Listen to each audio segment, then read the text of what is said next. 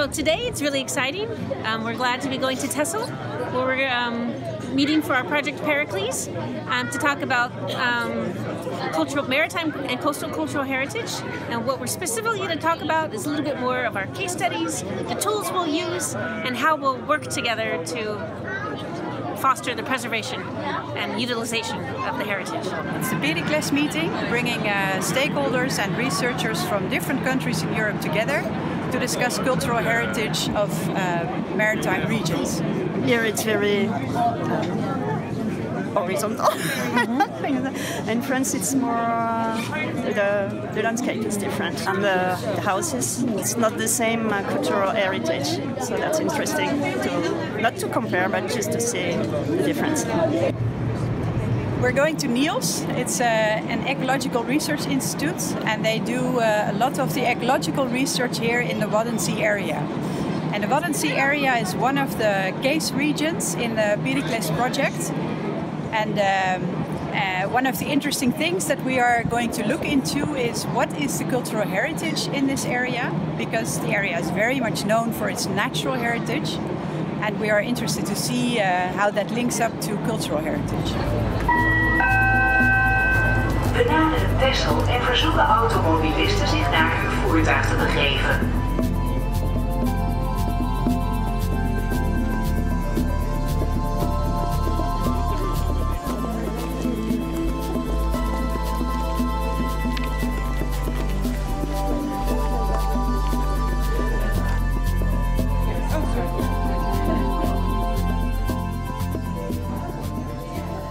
We are investigating tangible and intangible maritime heritage from several parts around Europe.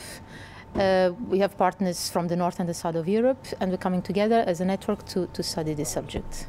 We have an entire work package about stakeholder engagement, so we're bringing stakeholders into the project because we are co-creating knowledge about cultural heritage with stakeholders from the several locations. They are on the field, they know exactly what they talk about.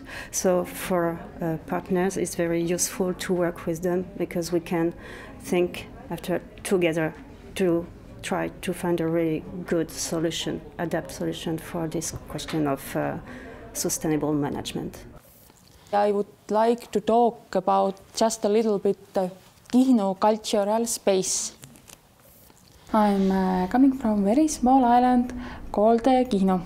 And Kihnu is a really small island, and sea is very important thing in our life because we can't imagine our life without sea. My dad is a fisherman.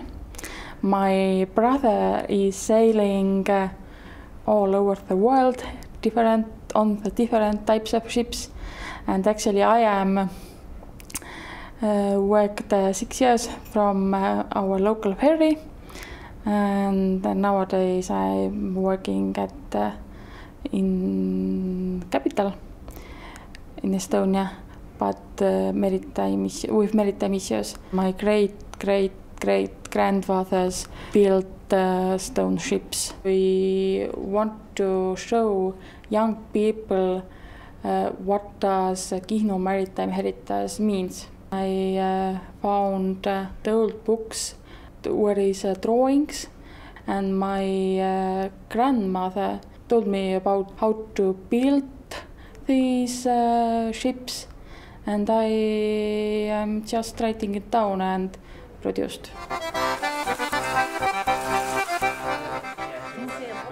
C'est un problème. Alors là, on parle d'inter-breton, entre bretons. C'est une commune historiquement qui est très ancienne, puisqu'on a des traces humaines depuis environ 7000-8000 ans avant Jésus-Christ. Ensuite, on a une période donc gauloise très importante, puis une période gallo-romaine, puis une période médiévale. Cette commune a comme caractéristique d'être une commune donc extrêmement riche sur la culture de l'huître. Avant, c'était, je dirais, plutôt la saliculture et l'agriculture, et avec un passé également maritime, de par le fait que c'était des gens qui faisaient beaucoup de cabotage et de pêche à travers la médiathèque où on organise donc des conférences, on organise des expositions photos. On construit, je dirais, des reportages photographiques en grand format que l'on met sur les murs donc, des maisons. Donc sur 6 communes de la baie de Quiberon. En fait. Et donc on prend des sujets très variés qui peuvent être des sujets donc, qui parlent de la pêche, qui va parler de l'humain à travers sa vie actuelle, mais aussi on fait appel à, je dirais, un petit peu l'extérieur, c'est-à-dire qu'on fait le thème, si vous voulez, c'est la mer, l'homme, le territoire. C'est-à-dire en fait, en s'appuyant sur le passé, on s'aperçoit justement que ce passé a été très riche et donc en effet c'est de permettre aux gens de s'approprier ce passé pour continuer l'avenir et construire l'avenir à partir de ce passé. Scotland is a wonderful island nation. We have a very long history with the sea, over 10,000 years. And the remains of our settlement around the coast and our use of the seas is everywhere, so it means everything to us. It is our sense of place and it adds to who we are, absolutely. So obviously looking after it for future generations is very important to us, and Scotland has put in lots of mechanisms to help support that, from planning to protection to recording to community involvement. These are all important tools that we use to help support the conservation of our coasts. It's not just about an organisation in Edinburgh coming and telling people what's important. It's about what is important to local people and how they see the places that they live in. Tourism to historic sites in Scotland contributes huge amount economically. Many thousands of tourists visit Scotland because of our historic places. They contribute to the economy, they contribute money to support the conservation of these buildings. For example, Edinburgh Castle is one of our major assets, and the income from Edinburgh Castle is used more widely to support the conservation of properties throughout Scotland. But of course, that comes with some cost in terms of management, whether it's erosion, whether it's vandalism or other side effects of tourism require support and management. This is happening everywhere and it's a reality, and we need to understand it fully and work with partners across Europe and more widely to think about ways to manage and adapt. I really enjoyed the presentations this morning, and I think it's interesting to see also that they have the same type of challenges. The tourism being a big challenge, the financing for cultural heritage being another challenge, how it's more difficult to measure intangible than tangible. So it's interesting to see that stakeholders are identifying in different locations some common challenges, and that's a thing that maybe then we can focus upon.